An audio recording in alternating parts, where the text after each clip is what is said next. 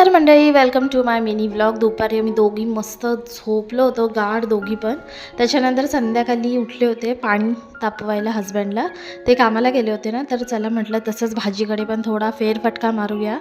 तर तरी मी हस्बंडला बोलले होते की कांदा आता नको लावूया, कारण पाणी इकडे पाणी विहिरीतून ओढून ओढून भरायला खूप प्रॉब्लेम होते. तर बघा कांदा ना थोडासा हे झाला आहे. आणि बघा छोटूसं आता वांगं आलं आहे. वांगी आता यायला लागलेत, मस्त फुलं पण यायला लागलेत. इथे मिरची पण आली आहे बघा, मस्त हिरवीगार.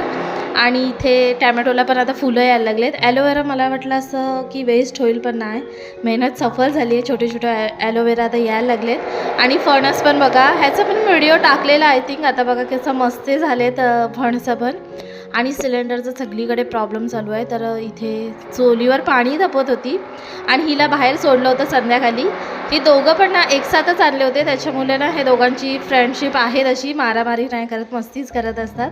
आणि संध्याकाळी अचानकच माझी तब्येत खराब झाली, चक्कर आणि उलटी वगैरे चालू झाली होती. माहिती नाही काय झालं, आय थिंक मला गरमी सहन नाही झाली असं काहीतरी डॉक्टर बोलले.